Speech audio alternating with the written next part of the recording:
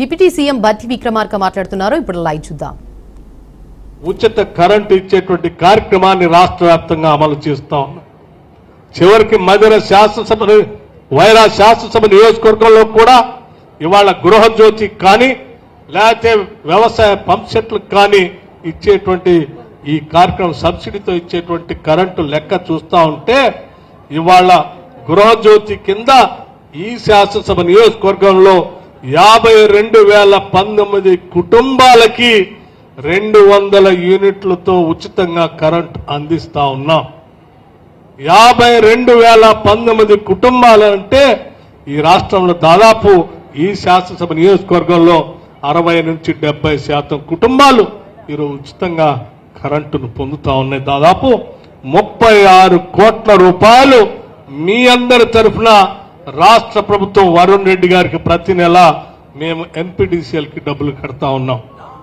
ప్రతి నెల మీకు 200 లోపల బిల్లు వస్తే కరెంటు బిల్లు కట్టడానికి ఇంటికి వచ్చి వసూలు చేసేటువంటి వ్యక్తికి మీ బదులు ఈరోజు రాష్ట్ర ప్రభుత్వం తరఫున మేము కడతా ఉన్నాం వారికి.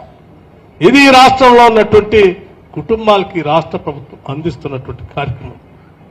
అట్లాగే రాష్ట్ర వ్యాప్తంగా ఉన్నటువంటి మహిళలందరూ ఏ ఊరు నుంచే ఏ ఊరికైనా ఉచితంగా ఆర్టీసీ బస్సులో ప్రయాణం చేసేటువంటి కార్యక్రమాన్ని ఏర్పాటు చేశాం.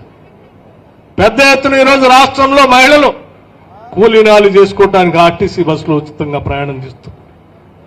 లేకపోతే కుటుంబ సభ్యులు ఎవరైనా హాస్పిటల్లో ఉంటే చూడటానికి వెళ్తా ఉన్నారు, తీర్థయాత్రలకు వెళ్తా ఉన్నారు, కుటుంబ సభ్యులను కలవటానికి వెళ్తా ఉన్నారు, పెళ్లిళ్ళైనటువంటి తల్లు వాళ్ళ తల్లులను చూడటానికి కుటుంబాలని కలవటానికి బస్సులు వెళ్తా ఉన్నారు. అనేక రకాలైనటువంటి ప్రాంతాలకు ఎక్కడ ఏ కార్యక్రమం జరిగినా ఈరోజు రాష్ట్ర వ్యాప్తంగా టికెట్ లేకుండా ఉచితంగా ఆర్టీసీ బస్సులో ఉచితంగా ప్రయాణం చేసేటువంటి పరిస్థితి దాదాపు ఈరోజు రాష్ట్రంలో నాకు తెలిసి 2 కోట్ల సార్లు కంటే ఎక్కువగా ఈరోజు రాష్ట్రంలో ఉన్నటువంటి మహిళలు ఈరోజు బస్సులో ప్రయాణం చేశారు.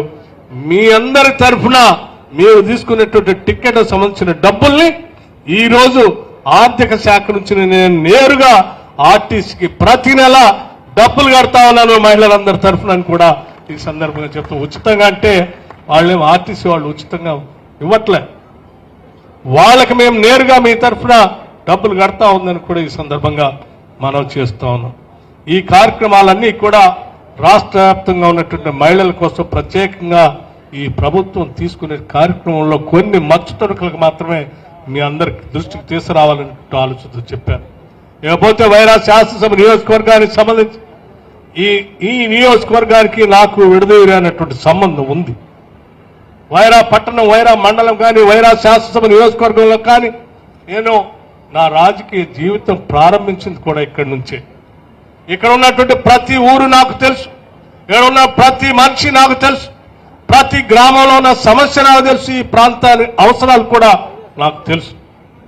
అందుకే ఉప ముఖ్యమంత్రి కాగానే ఈ శాసనసభ నియోజకవర్గంలో ఏ కార్యక్రమాలు కావాలో మీ ప్రాంత శాసనసభ్యుడిని మరీ ప్రత్యేకంగా పిలిపించుకొని కావాల్సిన కార్యక్రమాలన్నీ కూడా రాసుకొని ఎప్పటికప్పుడు వాటిని శాంక్షన్ చేస్తూ భూమి పూజ కార్యక్రమాలు చేస్తూ జరుగుతున్న పనుల పర్యవేక్షణ కూడా ప్రత్యేకంగా దృష్టి సారించి ముందుకు పోతా ఉన్నాం.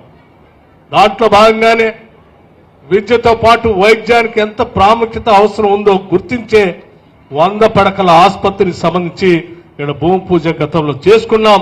ఆ పనులు కూడా నిరంతరం పర్యవేక్షణ చేస్తూ కావాల్సిన నిధులు కూడా 2 స్లాబ్లు కూడా అయిపోయినాయని చెప్తా ఉన్నారు. వారికి కావాల్సిన నిధులు కూడా వెంటనే త్వరితగతిన రిలీజ్ చేస్తా ఉన్నాం. అట్లాగే వైరా శాసనసభ నియోజకవర్గంలో ఉన్నటువంటి వైరా రిజర్వాయర్ ఆనాడు 2022 బహుశా నేను అనుకుంటున్నాను 2022 ఆ ప్రాంతంలో 2004, 2003 ఆ ప్రాంతంలో 2003 ప్రాంతంలో పెద్ద ఎత్తున కరువు వస్తే ఆ కరువును తట్టుకోలేక ఈ ప్రాంతంలో పడుతున్నటువంటి ప్రజల ఇబ్బందులు గమనించి ఆ రోజు మేమందరం యువకులుగా ఇక్కడ ఉన్నటువంటి వాళ్ళందరం ఆనాటి కాంగ్రెస్ పార్టీలో నాయకత్వం వహించి ఇక్కడ రైతుల పక్షాన పెద్ద ఎత్తున దీక్ష ధర్నాలు చేసి ఆ తర్వాత ఏన్కూరు దగ్గరికి వెళ్లి ఆ పైకి వెళ్తున్నటువంటి నీళ్లను లాకులెత్తి ఈ వైరా రిజర్వాయర్ తీసుకొచ్చి ఈ పంట పొలాల్ని ఇక్కడ ఉన్నట్టు దాహార్తి తీర్చిన సంఘటనలు నాకు బాగా గుర్తు ఉన్నాయి. నా జీవితంలో మొట్టమొదటిసారి అరెస్ట్ కాబడి పోలీస్ స్టేషన్కి వెళ్ళింది కూడా అదే మొదటిసారి ప్రజల కోసం. ఆ తర్వాత నా జీవితంలో మొదటిసారి కోర్టుకు వెళ్లి కేసు కోసం నిలబడ్డది కూడా ఈ వైరా రిజర్వాయర్ లో ఉన్నటువంటి నీళ్లని రైతుల కోసం ప్రజల కోసం అందించడానికి వెళ్ళటమే.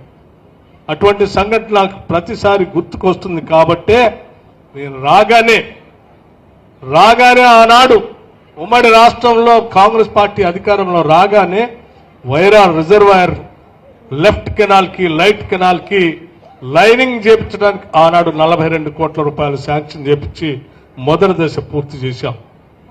ఆ తర్వాత క్రమంలో 10 సంవత్సరాలు ఆ లైనింగ్ కోసం ప్రయత్నం చేస్తే కూడా కాకపోతే ఈనాడు మళ్లీ తిరిగి కాంగ్రెస్ ప్రభుత్వం అధికారంలో రాగానే మిగిలిపోయి ఉన్నటువంటి కెనాల్ లైన్